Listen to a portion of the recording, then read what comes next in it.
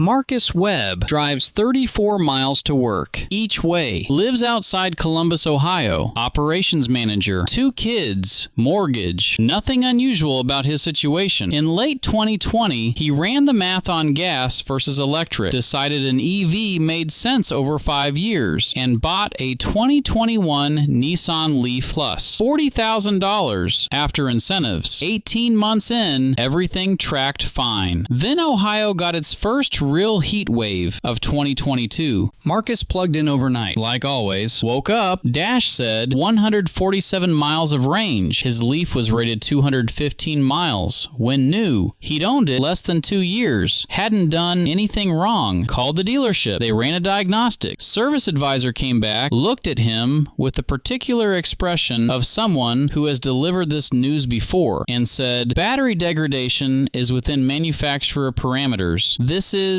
expected behavior." Expected by whom? Not once. In any conversation with any salesperson, in any brochure, on any window sticker, had anyone used the phrase expected degradation. He was never told the range number on that window sticker would begin shrinking the day he drove off the lot. He was never told what was causing it to shrink faster than it should. Today, I'm going to tell you what Marcus wasn't told. And if you own an EV or you're about to buy one, this is the conversation the industry has been very deliberately avoiding. Quick foundation first, once, because none of this makes sense without it. Every EV battery, Tesla, Rivian, Chevy, Ford, all of them is a pack of lithium-ion cells. Those cells work by lithium ions moving between 2 electrodes. Every charge cycle causes microscopic physical changes to those electrodes. Resistance builds, capacity shrinks. This is not a defect. This is physics. But the rate at which it happens,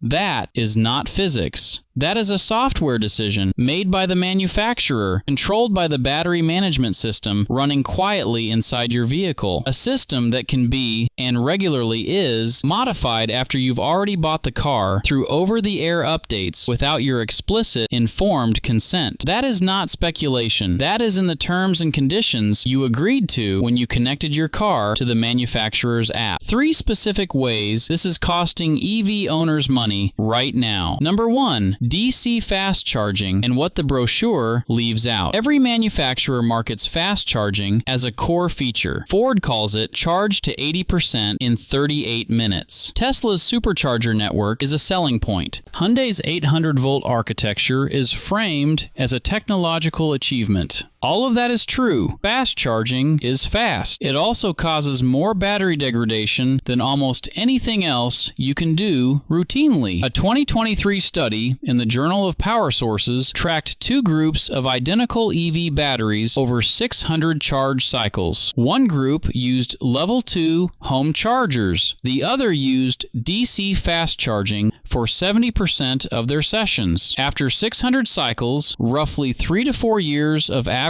driving, the fast charging group had lost 29% more capacity. 29%. Does the manufacturer tell you this clearly? Sometimes there's a single line buried in the owner's manual recommending occasional use of fast charging. But the marketing shows the supercharger. The marketing built the entire value proposition around that convenience. They sold you the feature. They buried the cost of using it. Number 2, software updates that quietly change your car without telling you. In 2019, Tesla pushed an over-the-air update to a subset of Model S and Model X vehicles. The update, described by Tesla as a battery longevity measure, reduced the maximum charge rate on older battery packs. Some owners reported charging speeds dropping by 30 to 50%. No notification, no opt-out, no compensation. Owners had purchased a vehicle with a stated charging speed. After the update, that speed no longer existed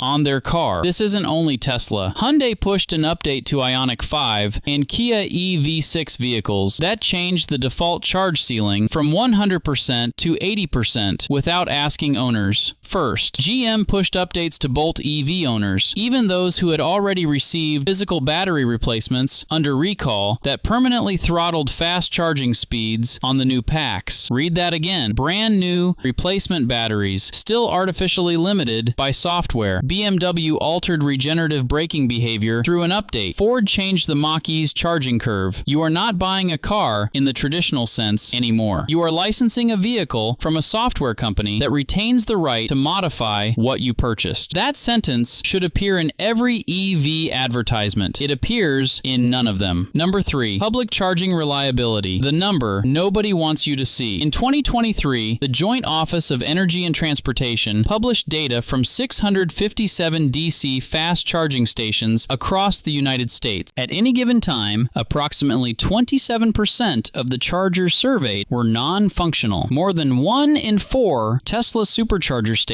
showed roughly 4% downtime. Non-Tesla networks, ChargePoint, Blink, and EVgo showed dysfunction rates ranging from 21% to over 35%. That study is publicly available. It was covered by 3 mainstream outlets and then disappeared from the conversation entirely. Because the conversation around EV infrastructure is almost entirely promotional, the ribbon cuttings get photographed. The broken charger in the strip mall parking lot that hasn't worked in 4 months does not appear in any press release. These are not underfunded startups. These are networks that collectively received billions in public and private capital. There is no acceptable explanation for 25 to 35% downtime other than institutional neglect. Now, let me be direct about the names that come up most consistently when you go through NHTSA complaint databases and actual owner documentation. Nissan Leaf, specifically the 40 kilowatt-hour model, sold through 2022. Nissan chose a passive thermal management system, no active heating or cooling of the battery, as a cost reduction decision. In climates with temperature extremes, which is most of the continental United States, passive batteries degrade measurably faster. Nissan faced lawsuits over this exact issue on the previous Leaf generation, back in 2012. They continued selling passively managed vehicles for another decade. The 40 kilowatt-hour Leaf is still available. GM and the Bolt. Post-recall software throttling of vehicles that received new physical battery packs is documented. A class action settlement in 2023 addressed recall handling. Terms are under confidentiality. Electrify America, funded by Volkswagen as a direct result of the Dieselgate emissions settlement. Purpose-built to address public charging infrastructure gaps. Funding arrived. The maintenance accountability structures did not keep pace. The reliability data reflects that consistently. So, you own an EV, or you're buying one. Here is what people who actually understand battery longevity do differently. First, set a charge ceiling. Most EVs let you cap the maximum charge level in the settings. Set it to 80% for daily use. Reserve full charges for long trips. Keep your regular operating band between 20% and 80%. The degradation at the extreme ends is disproportionately damaging. Tesla's own app quietly recommends this. They don't lead with it in the showroom. Second, treat fast charging as a tool, not a habit. Road trips and emergencies, yes. Regular Tuesday night convenience